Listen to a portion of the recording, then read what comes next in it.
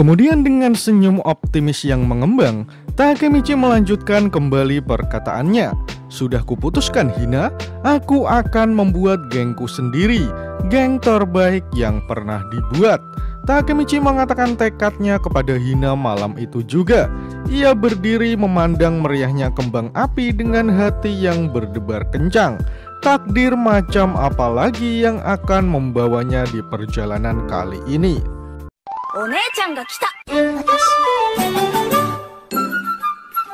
Halo teman-teman semua, selamat datang di channel Tokunime. Di sini kami akan membahas lanjutan anime Tokyo Revengers yang kami ambil dari manga canonnya. Sehingga bagi teman-teman yang hanya ingin menonton dari animenya saja, saya sarankan untuk berhenti menonton sampai di sini. Namun jika kalian tidak keberatan dengan spoiler yang ada, maka kalian menonton konten yang tepat. Akhirnya setelah 2 minggu menanti, manga Tokyo Revengers chapter 236 sudah resmi dirilis. Walaupun hanya menunggu 2 minggu, tapi nampaknya para penggemar sudah banyak yang gregetan untuk mengetahui bagaimana perjalanan Takemichi selanjutnya. Karena pada chapter 235 kemarin, kita juga harus menunggu 2 minggu untuk perilisannya. Untuk menyegarkan ingatan kalian semua, saya akan merecap apa yang terjadi pada chapter 235 kemarin. Pada episode sebelumnya, hati kita benar-benar diobrak-abrik dengan tindakan Hina yang menenangkan Takemichi. Selain itu, kita akhirnya juga ditunjukkan kehadiran para ex-anggota Toman, yang beberapa chapter terakhir tidak ditunjukkan batang hidungnya. Namun poin menarik bagi saya adalah porsi Hina sebagai orang yang menampung kegelisahan Takemichi. Sebagai seseorang yang lemah lembut, Hina berhasil membuat Takemichi nampak tidak berdaya di hadapannya. Bukan melalui sebuah pertarungan, tetapi dengan koneksi antar perasaan. Hanya dengan hal tersebut, Takemichi bisa begitu deras menangisi semua beban di pikirannya. Lalu bagaimana kelanjutan ceritanya? Mari langsung saja kita bahas alur cerita Tokyo Revengers episode kali ini. Panel pertama melanjutkan kejadian di chapter sebelumnya setelah Takemichi mencurahkan segala beban yang dipikulnya kepada Hina. Di sana diperlihatkan sebuah pertunjukan kembang api yang sangat indah. Ini bisa menjadi sebuah simbol bahwa hati Takemichi sudah lebih tenang. Karena kembang api sendiri biasa menjadi sebuah momen untuk bersenang-senang. Dan benar saja, Takemichi dan Hina yang naik di lantai paling atas bersama-sama melihat pertunjukan kembang api tersebut dengan riang gembira. Dengan senyuman yang terukir di wajahnya, Hina bahkan berkata jika kembang api yang dilihatnya sangatlah cantik. Sementara Takemichi yang lengannya masih terluka mencoba untuk melihat kembang api yang membuat Hina begitu bersemangat. Takemichi sedikit melongo melihat semua itu, apalagi ia berdiri di sana bersama Hina, wanita yang sangat ia cintai. Di atas lantai tertinggi itu, Hina menyandarkan kepalanya ke pundak Takemichi sembari menyaksikan pertunjukan kembang api yang luar biasa cantik. Saat itu, dunia terasa hanya milik Takemichi dan juga Hina. Dalam sandarannya, Hina berkata pada Takemichi jika dia teringat saat kali pertama melihat pesta kembang api di atap rumahnya dulu. Kemudian ia bertanya apakah Takemichi mengingatnya. Sesaat kemudian Takemichi berkata jika tentu saja ia mengingat kejadian itu, karena pada saat kejadian ia malah keliru menggenggam tangan Naoto yang dikiranya tangan Hina. Kemudian keduanya pun tertawa bersama dalam dinginnya angin malam. Judul pada chapter ini adalah Band of Brothers, atau jika diterjemahkan ke dalam bahasa Indonesia artinya kurang lebih kelompok persahabatan. Dalam momen itu, Takemichi berkata pada Hina, "Aku berusaha sangat keras untuk melindungimu, mengingat betapa cerobohnya aku untuk mencapai tujuan itu. Aku telah memperoleh dukungan dari berbagai macam orang, dan beberapa dari mereka menjadi teman, yang mana hanya jadi tambahan orang yang ingin aku selamatkan. Tanganku menjadi penuh, tapi Mikey menyelamatkan semua orang yang ingin aku selamatkan. Itulah sebabnya aku tidak bisa menerima fakta bahwa Mikey orang yang tersisa dalam kegelapan. Takemichi berkata seperti itu kepada Hina secara tulus dari hatinya. Perjuangannya menyelamatkan Hina di masa depan dapat terjadi berkat bantuan teman-temannya. Tanpa mereka, Takemichi hanyalah mas-mas biasa yang melakukan apapun dengan modal semangat saja. Padahal kita tahu bahwa semangat saja tidak akan pernah cukup. Oleh karena itu, ia merasa tangannya penuh karena ingin menyelamatkan teman-temannya juga. Untung saja ada Mikey yang mengorbankan diri supaya teman-temannya bisa bahagia, walaupun dia sendiri masih terjebak dalam kegelapan. Itulah sebabnya Takemichi tidak bisa membiarkan Mikey sendirian menanggung semua beban itu. Kemudian Takemichi melanjutkan perkataannya pada Hina. Hari itu di kuil Musashi, apa kau ingat apa yang kau katakan kepadaku? Pada hari itu, saat Takemichi disekap oleh kelompok Kiyomasa, Hina menyelamatkannya sembari berkata, kamu bukanlah Draken, dan kamu bukanlah Mikey. Takemichi adalah Takemichi. Takemichi menjelaskannya kepada Hina tentang kejadian tersebut. Sementara Hina yang sedikit lupa malah bertanya apakah dia benar-benar berkata seperti itu. Tetapi ia tersenyum karena sudah mengatakan hal yang baik kepada Takemichi. Kemudian Takemichi melihat telapak tangannya dengan tatapan optimis. Ia juga mengingat kejadian saat ia harus melawan Kiyomasa untuk menyelamatkan Draken. Kemudian ia berkata, tak apa aku tak cukup kuat. Karena aku Hanagaki Takemichi. Aku akan mengandalkan orang lain, membuat mereka terlibat untuk mendapatkan Mikey kembali ke sisi kita. Takemichi berteriak dengan sangat lantang di hadapan Hina. Malam itu, ia benar-benar mendapatkan energi tambahan untuk menghadapi Mikey. Semua itu berkat wanita bernama Hina yang sudah memberi motivasi kepada Takemichi. Kemudian dengan senyum optimis yang mengembang, Takemichi melanjutkan kembali perkataannya. Sudah kuputuskan Hina, aku akan membuat gengku sendiri, geng terbaik yang pernah dibuat. Takemichi mengatakan tekadnya kepada Hina malam itu juga. Ia berdiri memandang meriahnya kembang api dengan hati yang berdebar kencang. Takdir macam apa lagi yang akan membawanya di perjalanan kali ini. 1 bulan kemudian, semenjak kejadian di atap itu, tangan Takemichi sudah mulai sembuh dan bisa digerakkan. Takemichi sudah pulih sepenuhnya dari efek kebrutalan Mikey di Perang Tiga Dewa. Dengan tatapan yang sangat meyakinkan, Takemichi berkata dalam hati jika ia akan membuat geng. Oleh karena itu, satu anggota yang Takemichi butuhkan adalah dia. Ia pergi ke sebuah toko hewan. Tentu saja ia tidak ke sana untuk mengadopsi kucing ataupun anak anjing. Tetapi Takemichi pergi untuk menemui seseorang. Namun kalimat pertama yang dikatakan orang itu terkesan ketus. Ada apa Takemichi?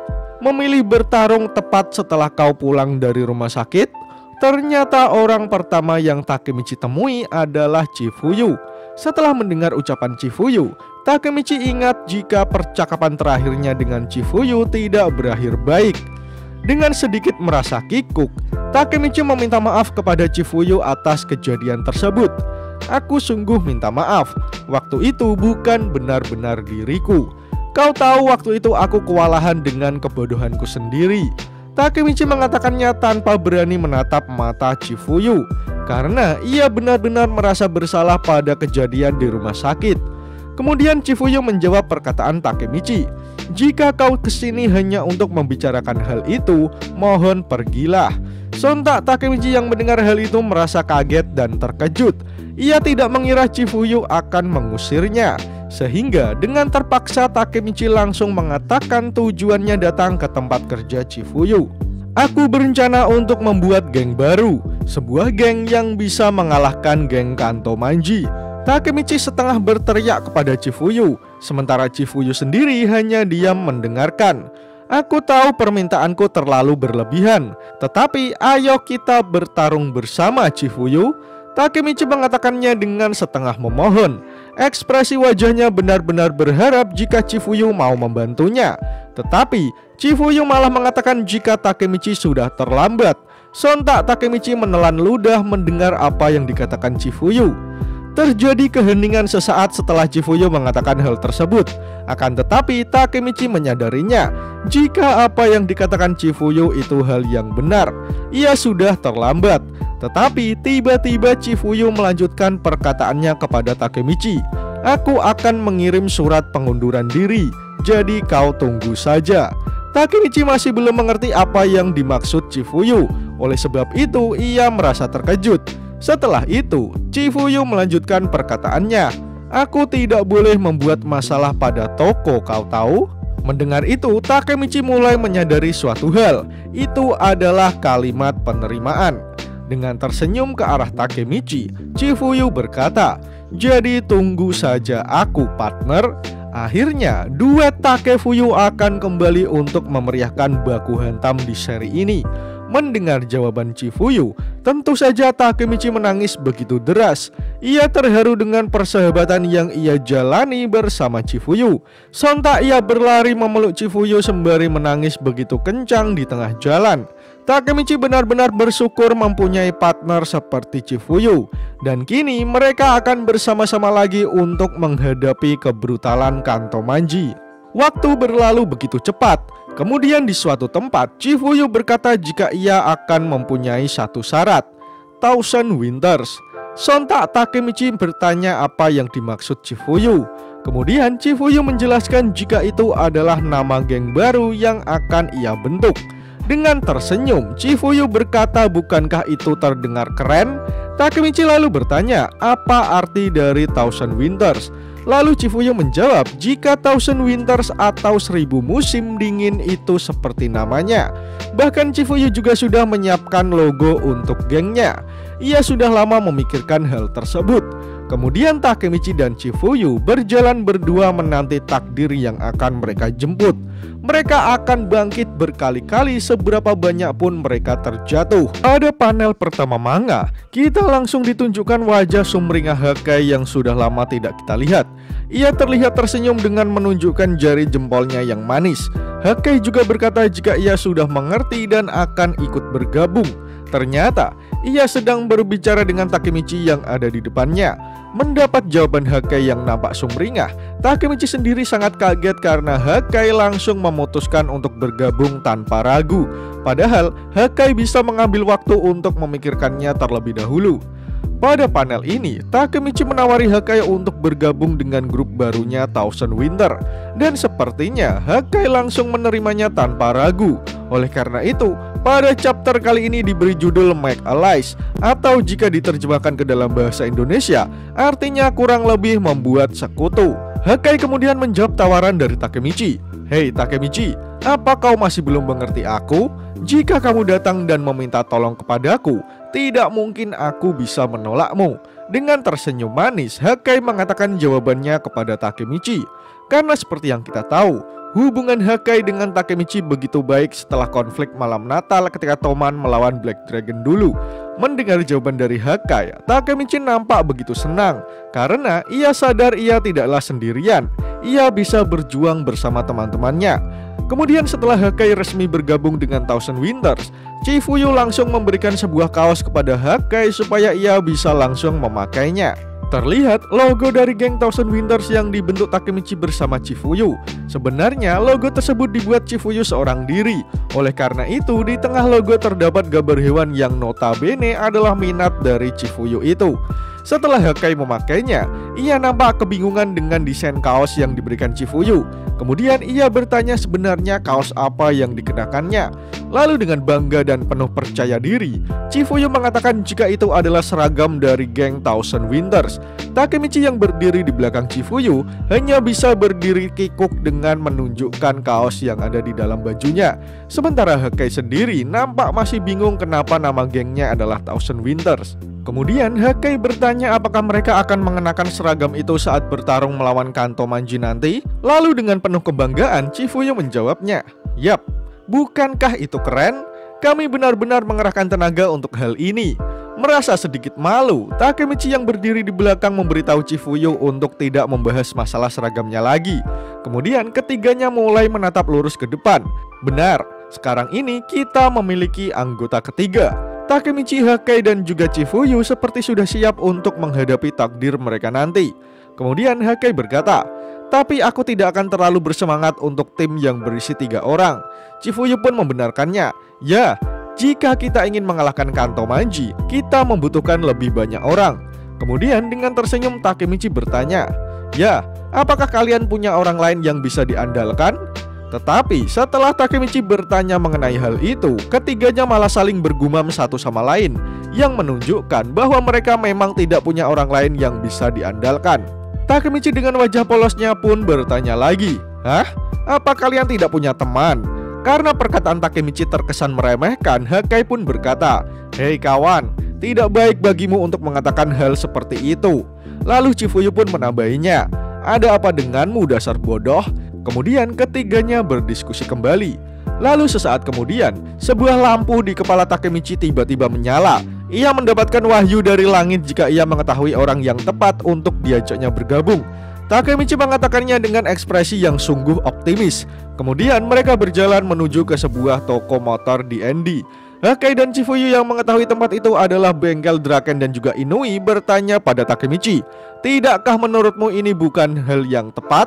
Namun sebelum Chifuyu mendapatkan jawaban dari Takemichi, tiba-tiba ada seseorang yang memanggilnya. "Ada apa, Takemichi?" Ternyata orang yang menyapa Takemichi adalah Inui yang sedang bekerja di sana.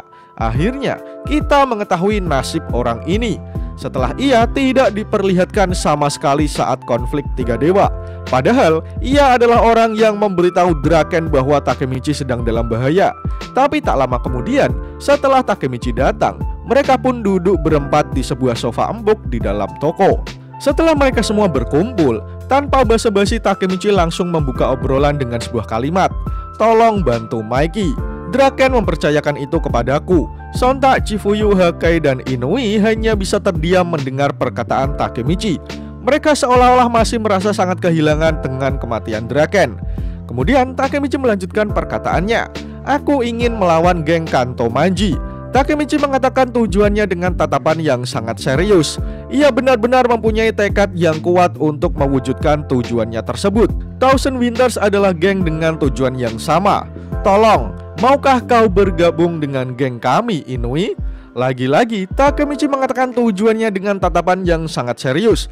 Bahkan tak ada keraguan dari dalam hatinya untuk mengajak Inui bergabung. Setelah mendengar tawaran dari Takemichi, Inui tiba-tiba langsung berdiri dari tempat duduknya. Kemudian ia berkata, "Kau tidak perlu bertanya." Takemichi sempat merasa kebingungan dengan apa yang dilakukan dan dikatakan Inui. Tetapi sesaat kemudian, Inui melanjutkan perkataannya, "Kau tidak perlu bertanya, karena inilah mengapa aku memilihmu." Inui mengatakan hal tersebut sembari tersenyum ke arah Takemichi. Kemudian kita ditunjukkan kejadian flashback sewaktu malam konflik 3 dewa. Saat itu di dalam bengkelnya, terlihat Inui sedang memperbaiki motor. Akan tetapi tiba-tiba ia mendengar suara seseorang di luar toko. Lalu saat Inui menoleh ke belakang, ternyata di sana sudah berdiri Koko yang menggedor-gedor pintu kaca bengkel dengan seseorang yang digendong di punggungnya. Melihat hal itu, Inui langsung membukakan pintu dan bertanya kepada Koko mengenai apa yang sudah terjadi. Kemudian Koko memberitahu Inui untuk segera membawa Takemichi ke rumah sakit. Saat itu Inui terlihat sangat panik, apalagi melihat Takemichi sudah tak sadarkan diri. Kemudian dengan segera Inui berlari membawa mobil untuk mengantar Takemichi ke rumah sakit. Dalam derasnya air hujan, Takemichi akhirnya diantar Inui ke rumah sakit menggunakan mobil toko di Endi. Setelah sampai di rumah sakit, Inui bertanya kepada Koko mengenai apa yang sebenarnya sudah terjadi. Sepertinya Koko sendiri masih syok untuk menceritakannya. Walaupun begitu, ia tetap menjelaskannya kepada Inui bahwasanya Takemichi sudah dihajar habis-habisan oleh Mikey. Mendengar hal itu membuat Inui sangat kaget, karena Mikey lah yang menghajar Takemichi sampai terluka seperti itu. Kemudian Koko melanjutkan perkataannya, bukan hanya Takemichi saja yang dihajar, tetapi Senju dan South pun mengalami hal yang sama. Era 3 dewa sudah berakhir. Inui kembali terkejut dengan apa yang dikatakan Koko. Ia tak menyangka semuanya akan terjadi begitu cepat.